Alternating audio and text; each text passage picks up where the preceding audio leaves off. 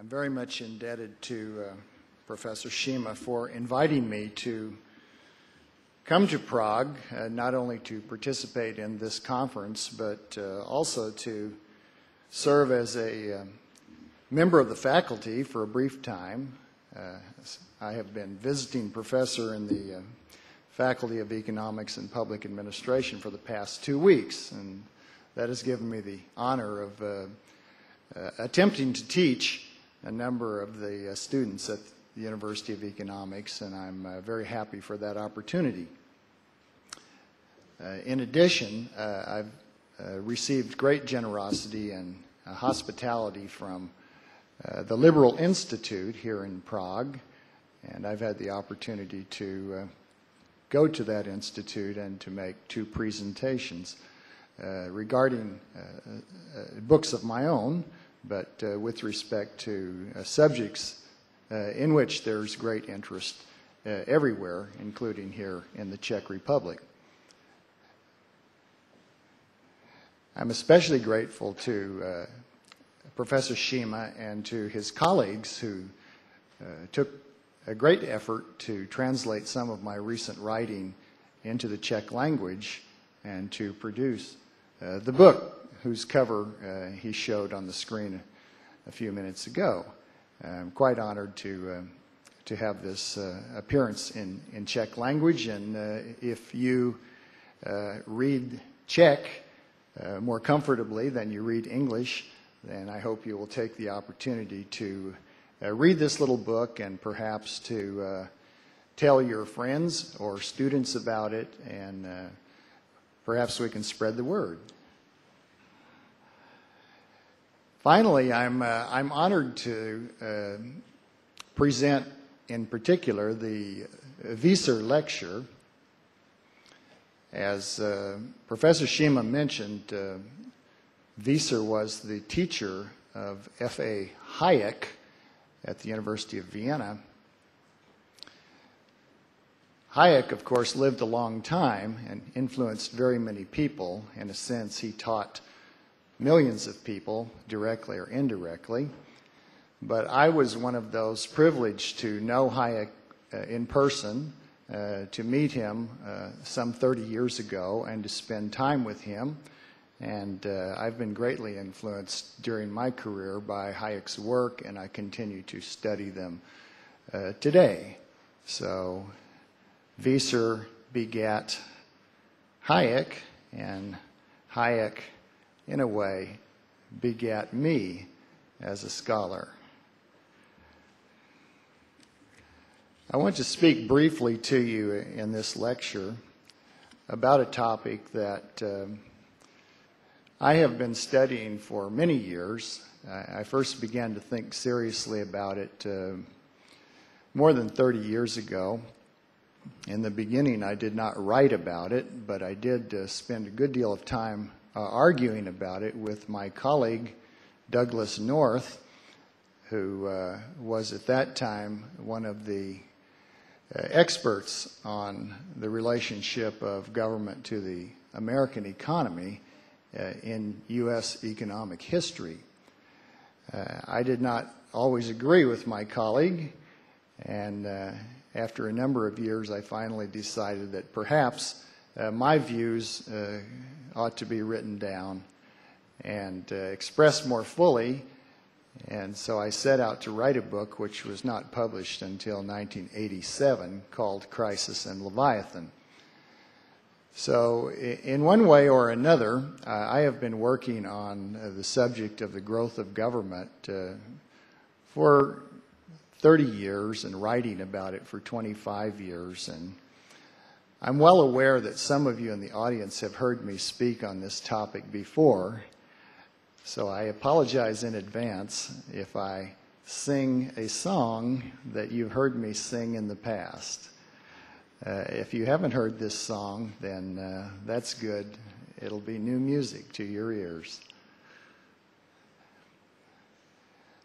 My work has dealt in many ways, not simply with the growth of government as a general phenomenon, especially in the United States and in the Western countries, but in particular with the role that crises, national emergencies, have played in the growth of government. When I began to read the literature about the growth of government, which was beginning to be of considerable interest in the field of economics and political science in the late 1970s and early 1980s, I found that very few economists had anything much to say about any special role that crisis might have played in that process of growth. There were some who spoke about it, but usually only in passing. There was a book by the British writers Peacock and Wiseman that dealt with it at some length, but only with regard to the history of the growth of the British state's fiscal activities. They were at pains to argue that there had existed a definite effect from the two world wars that placed the growth of the state in Great Britain on a higher trajectory than it would have had if the wars had never taken place. So Peacock and Wiseman were already talking about a theme that I would follow in many ways for the next several decades. Today I want to trace out the logic, as I understand it, of how crises play an especially prominent role in the process of the growth of government. These ideas were developed in the first place to help me understand better the course of economic history in the United States. Eventually, I came to see that they might also have substantial application in understanding the growth of government in other countries, certainly in the UK, but perhaps in other places as well. And I continue to believe that if they do not apply exactly in every historical case, they apply to many other countries, at least in part. I begin by assuming that the political rulers of society have considerable autonomy, which is to say, the rulers do not simply represent in some way the resultant of various forces brought to bear upon them by civil society. They have, in a sense, room for maneuver in order to seek ends that no one in civil society may have, to seek ends absolutely their own. I do not claim that rulers in any society are without constraints. Even in a dictatorship, the ruler is constrained in some way by forces that lie outside his control. In civil society, there may be active resistance, there may be latent resistance, there may be only potential resistance that might mount, but every ruler must bear in mind actual or potential resistance to the actions he chooses to take.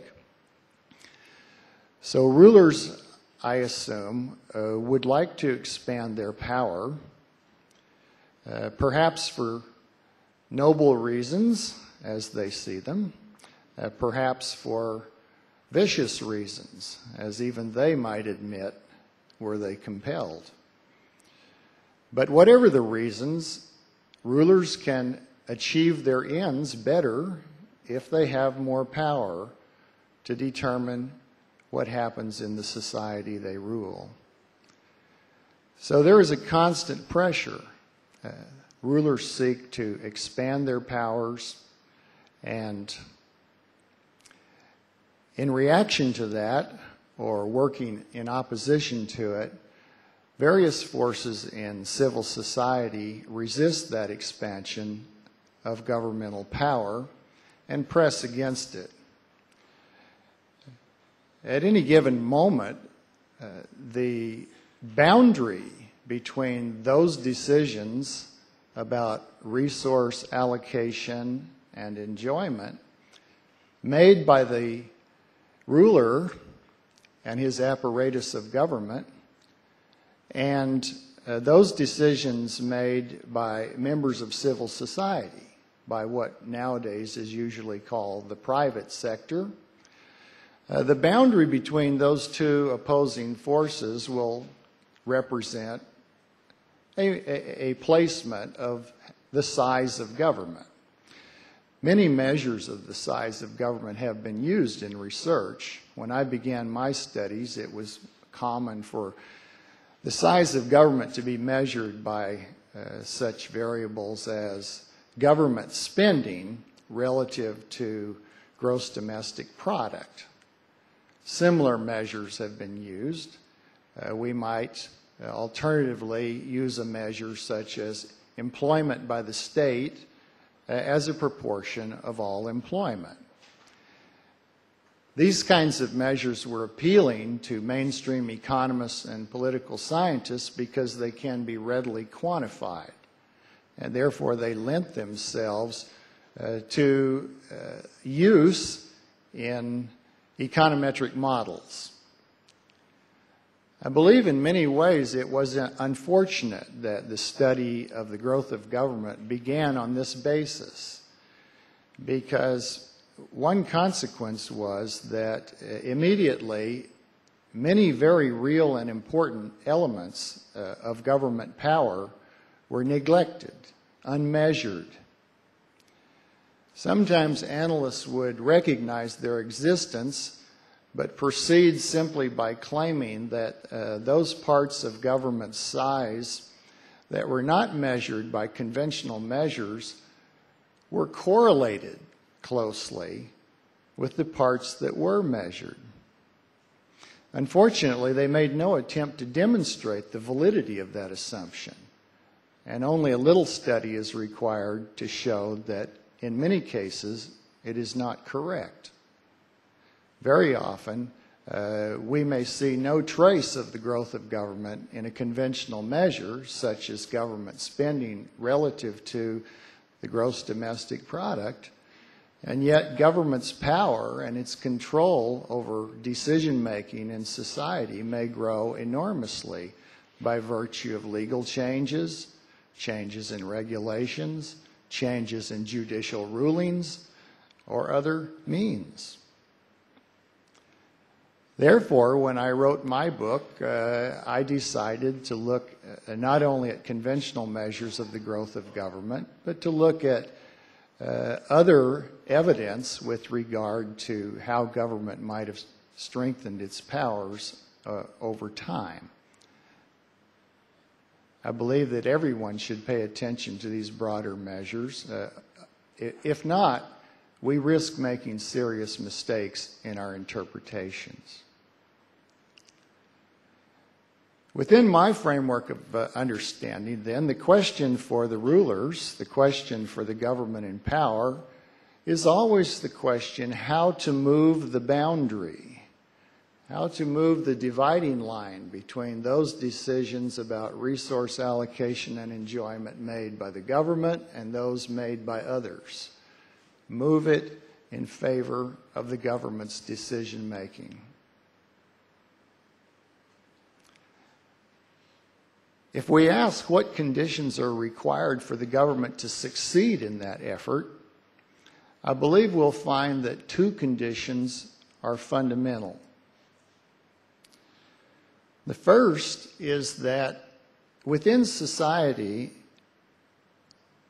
a dominant ideology exists which leads people to look upon the government for their salvation.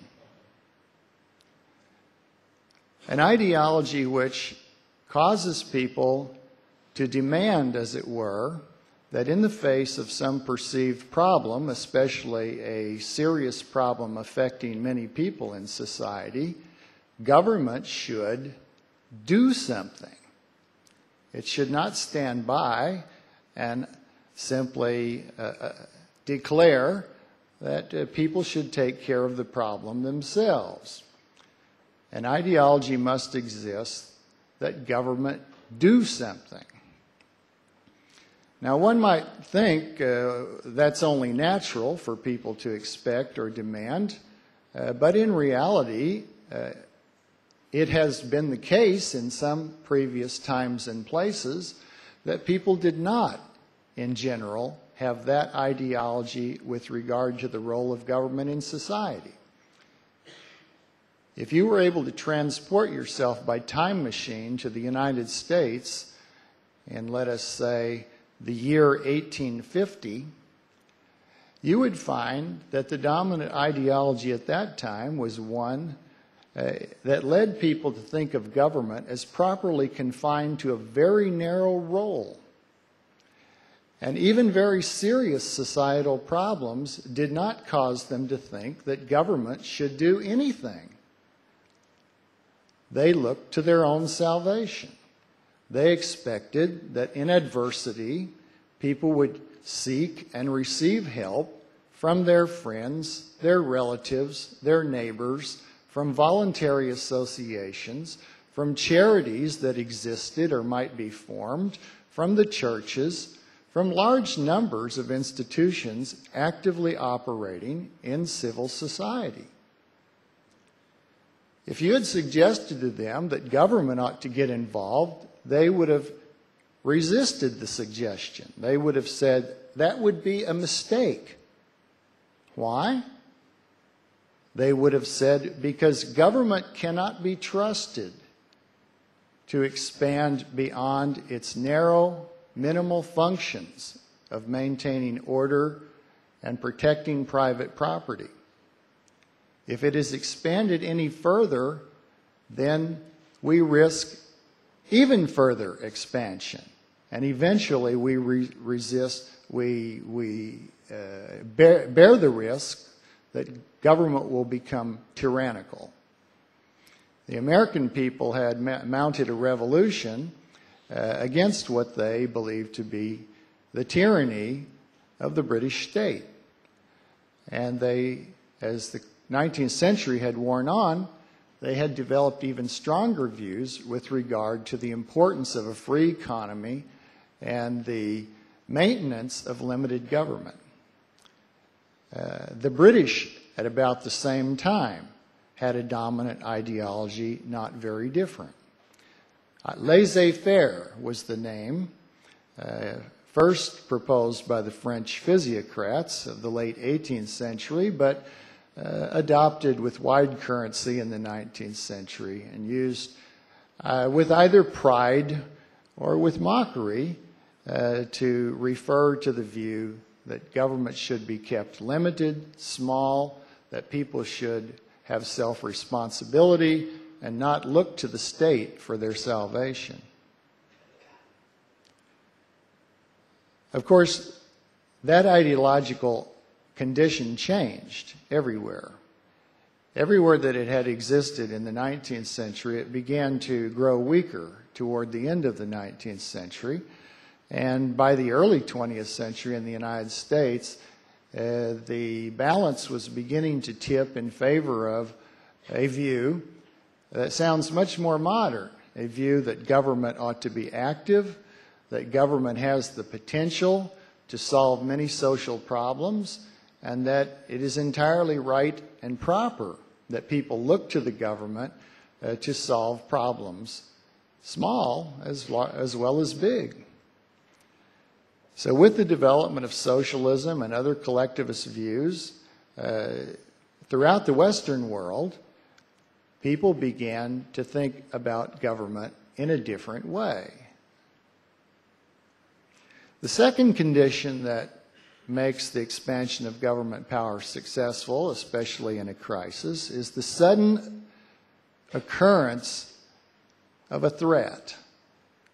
Anything that makes people suddenly afraid, fearful of their well-being, either their lives, perhaps their economic well-being, perhaps some other aspect of their security. Crisis. an appropriate ideological precondition plus a crisis gives rise almost automatically to the growth of government, because those conditions lead to an increased deference to government action, giving the government more autonomy and more discretion, decreased government resistance in civil society. Forces that might have resisted the growth of government in normal times may decide that in crisis, government expansion is desirable. When events happen in this way, when a crisis occurs, government expands, there are definite consequences. These events are never transitory. They're never events that come and go and then afterward leave everything in society just as it was before the crisis. They always leave residues behind for several reasons. First is that during the crisis, when government expands, it often creates new institutions to deal with the perceived crisis, perhaps new agencies, new bureaus, new laws, new judicial rulings. And with the passing of the crisis, these institutions proved to have permanent staying power, the ability to remain alive during normal times, even though they were created expressly for the purpose of dealing with an emergency. They always have supporters, often those who've operated them during the crisis. And those supporters have a built-in advantage because they know more about these institutions than anyone else. So they can always defend them very, very astutely, whereas the opponents may not be so well placed to argue against them. Often, the supporters of crisis-created institutions will see a potential for turning those institutions to new uses. They may admit that the emergency has passed and yet argue that these same institutions, though created to deal with a crisis, can be used very usefully in normal times. Everyone understands that a bureau is easier to create than to destroy. In my country, it's fair to say that a government agency is almost impossible to destroy under modern conditions. A few have been abolished, but very few. The second thing that happens after the crisis has passed is that we find there have been ideological changes. Ideologies do not simply spring from people's study of great books. Especially for ordinary people, ideological change springs in considerable part from people's way of understanding and reacting to their own experience.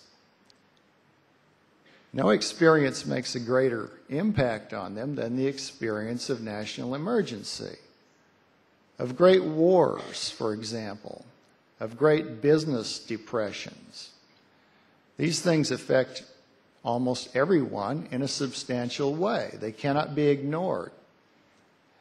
So they come to have an effect on everyone's thinking. And often, the kind of change that crisis leaves in its wake is the view that government really ought to play a bigger role than it played before the crisis. People will be told, of course, by the government managers of crisis institutions that they have done a splendid job in dealing with crisis, that the institutions they created have operated with great success, even though historians may later tell us their efforts were complete failures. They have a personal interest in justifying or even glorifying what they've done. And often they have a personal interest in perpetuating it as well.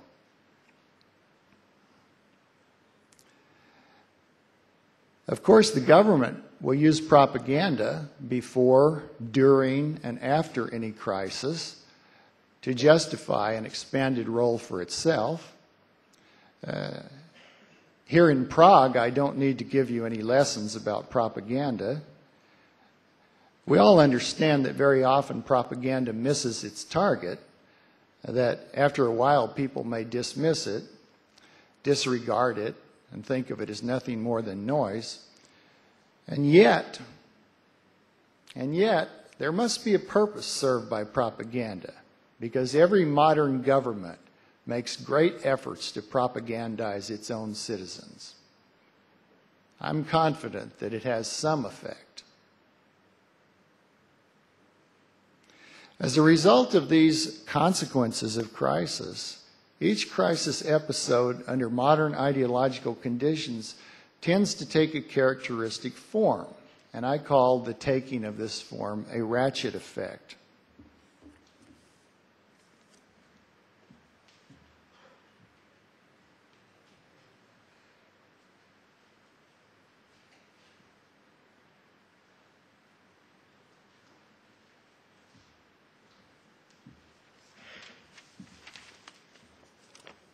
The diagram shows a stylized representation of how a crisis episode operates. I have pretended in measuring my variable that I am God, and that therefore I can measure a perfect index of the size of government. I can measure all the ways in which government exerts power or control over decision-making in society, and that's measured on the vertical axis. Time is measured on the horizontal axis. What I've shown is that before the crisis, government is already growing, as it was tending to grow from the late 19th century onward in most of the Western countries. Not rapidly, slowly, but growing little by little. With the onset of crisis, we have a sudden increase in the size of government. Government begins to do things it had not done before. It begins to exercise new functions, to impose new controls. So government becomes suddenly quite a lot bigger. And perhaps for a time, between the points I've labeled C and D, it operates at a high, expanded level. Every crisis ends, and when it ends, the justifications disappear for the crisis measures that government has taken. And normally, government does, in fact, retrench after the crisis. It does abandon some of the crisis measures. It does close some of the emergency bureaus. It may allow some of its emergency laws to lapse, or it may actually repeal some of them. After all, there are always insistent demands from civil society that we get back to normal life. When people can no longer see a clear reason for greatly expanded government power, there will be some demand for its retrenchment. And so there will be some reduction in its power. But as the diagram shows, that reduction will not bring society back to the status quo ante bellum. It will not bring us back to the point where the process began before the crisis. Indeed, as I've shown it, it will not even bring us back to the trend line of government growth that existed before the crisis. So it raises the level of the size of government, by which here I mean size, scope, power, all rolled into a single measure. It raises it to a higher level, even if it grows at the same rate as it grew before. and makes it not bigger for only a while, but bigger permanently. Now, this is a representation of just one episode, but what we can easily imagine is that as we continue in time, another crisis does come. When I wrote my first book in 1987 on this topic, it was not well received by many reviewers. At the time, many people argued that, well, big government was a problem of the past, that the Reagan Revolution, as some people called it, had tamed Leviathan, that we did not need to worry any longer about the growth of government, that we might even look forward to a shrinking of the size of government before long. My response was then, and remained from that time on, nonsense. It will take only the next big emergency to change all of these constraints you believe are now operating in 1987.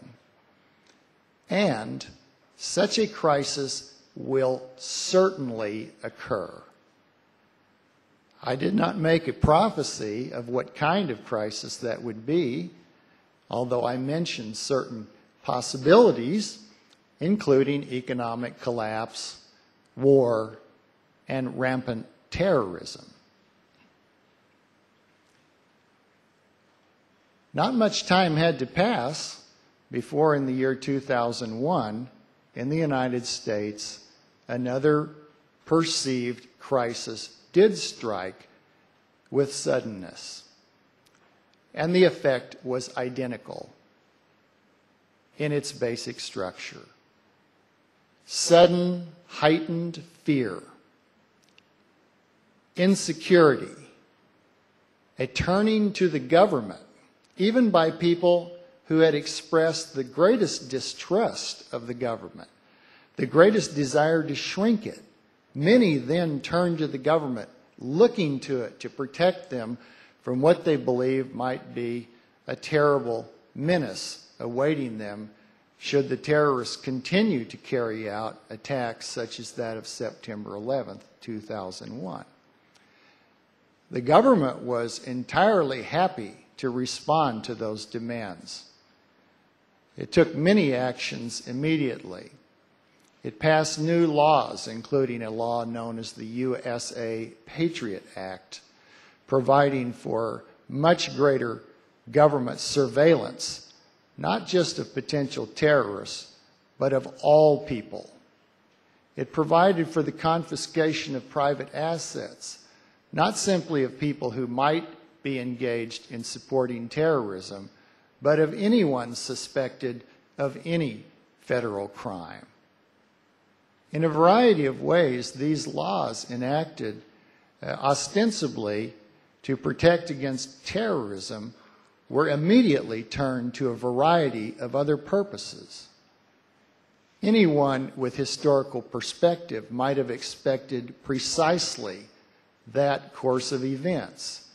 And indeed, when I spoke to journalists within 2 weeks after those attacks of 9/11, I predicted that these consequences would follow. I'm sorry to say my predictions were correct, and they've only become more correct in the years since then.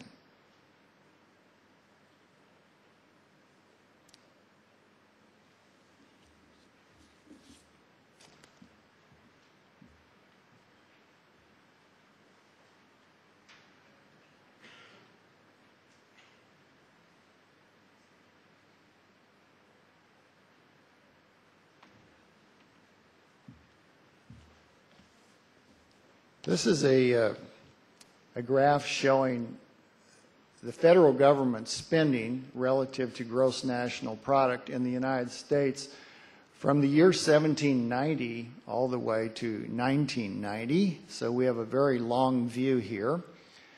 What we can see is that in the 19th century, the federal government never spent very much money as a proportion of gross domestic product. There are two places that stand out in the 19th century. Both have to do with wars.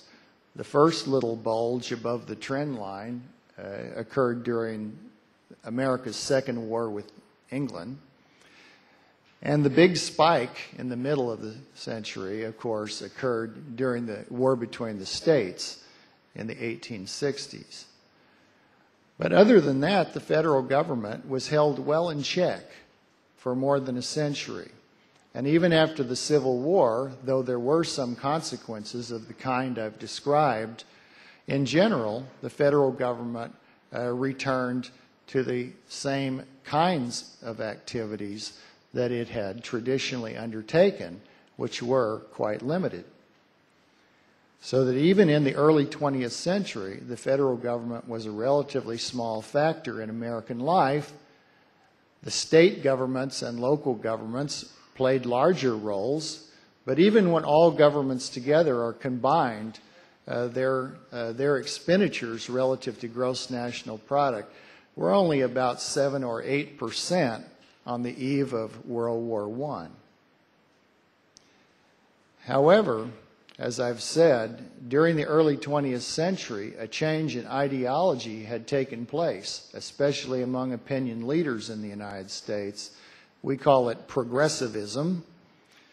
And that change, something like what Europeans call social democracy, that change had a powerful effect in altering the conditions in which any future crisis would operate.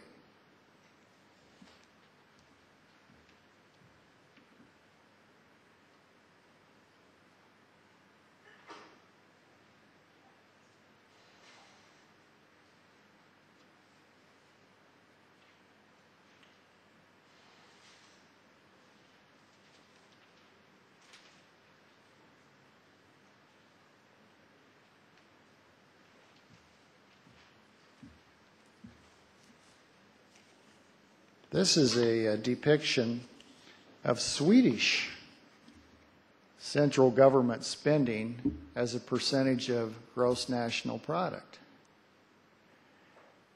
Now, if you have held in your memory the preceding display, you'll immediately see some substantial similarities between what happened in the United States historically and what happened in Sweden. And that's really remarkable, I believe, because these two societies differ in so many ways. Especially, they differ in that Sweden was not a belligerent in either of the world wars. And yet, you see from this chart the same kinds of crisis effects and perhaps ratchets that are apparent in the American experience of the 20th century.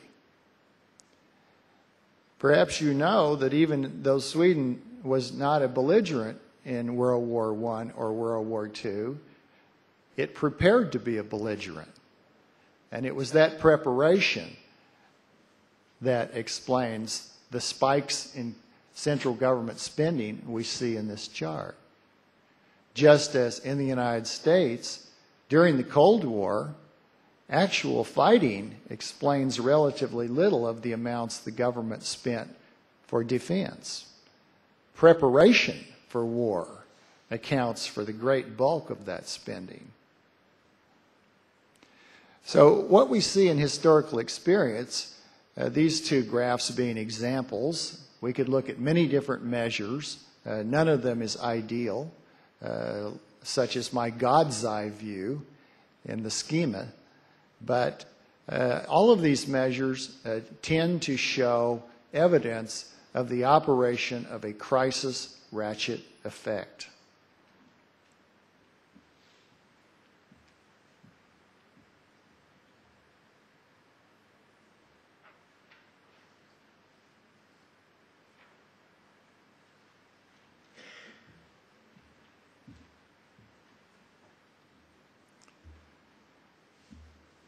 if what I've said is approximately correct, then there are some implications. Two in particular I'll mention.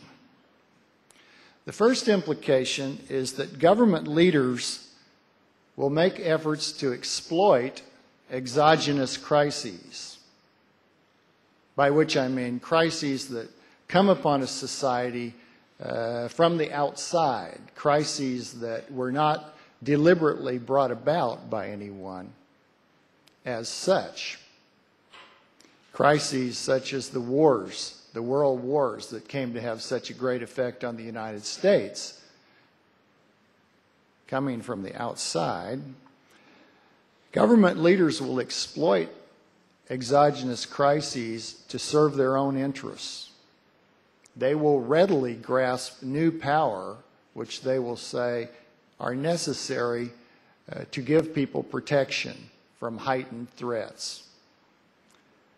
And, in addition, government leaders will be strongly tempted, especially when no exogenous crisis arises, to create a crisis or the appearance of one. There has been in history more than one burning of the Reichstag. That's become a kind of metaphor for the crisis that was false. The crisis perhaps engineered by the very leaders who used it to justify their seizure of new power. You need not be a conspiracy theorist. Historians have documented very well many of the instances in which government either creates a crisis or propagates the fear that a crisis exists in order to justify some new power. I actually maintain that this process has become almost chronic in modern life. In my country, any given day brings upon the television screen the presentation of what I call the danger du jour, the new threat, the one people hadn't been aware of before. Something poison in the water, something toxic in the food, some grave environmental risk, some terrorist group we had known nothing about before. Each day, a new threat, a new danger, and always the implied or explicit implication that government must do something to protect us from this new danger du jour. Modern people are bombarded with messages designed to make them afraid. And not surprisingly, many are indeed afraid. As long ago as the 1940s, Bertrand de Jouvenel wrote that the characteristic feature of modern minds is apprehension, is fear, which seems anomalous in so many ways because modern people are in fact so much more secure than their ancestors ever dreamed of being. We don't worry about starvation. We don't worry about the disastrous effects of a bad crop year. We don't worry about the many things that our ancestors had legitimate reason to fear. And yet, we've all become irrationally fearful. The second implication is that government will grow relentlessly. It will exploit exogenous crises, or it will create endogenous crises, and it will use them to expand its powers and extend its sway over civil society. And it will continue to do so until it manifestly wrecks the economy or the society. We've seen experiences of that. We know that the Soviet Union was a society where the rulers expanded their power until they manifestly wrecked the economy, and it could no longer be denied. Not even they could deny it. We've seen in more civilized places, such as Sweden, the welfare state expanded to such great limits that eventually even the rulers became aware that they were wrecking the Swedish economy. Their high taxes, their extreme welfare state benefits were making it impossible for economic growth to continue. And so the Swedes, began to back away from those limits they had reached. But until such limits are reached, all modern governments will continue to grow. Some 200 years ago, Thomas Jefferson said that the natural tendency is for government to gain ground and liberty to yield. If that was true in Jefferson's day, how much truer it is today. So let me conclude briefly by asking, is a reversal possible? Of course. In matters of human society, we face very few impossibilities. We're the makers of our own history. But in order for a reversal of this process to occur, two things must be done. Someone must deconstruct collectivist ideology, by which I mean both deconstruct it in the sense of making people aware of its implications, taking it apart as literary analysts take apart a text. But they must also deconstruct it in the sense that they must tear it down. They must replace it by an ideology more fit for a free society. Secondly, someone must deconstruct this atmosphere of fear and insecurity that now envelops Western people. Someone must somehow show them that these fears and insecurities are in large part unfounded, that they have less to fear than they think from the sources they've been brought to fear, whereas they have more to fear from the governments they believe will save them. Modern people in the West, having given up their traditional worship of the Christian God, have transferred their worship effectively to the state.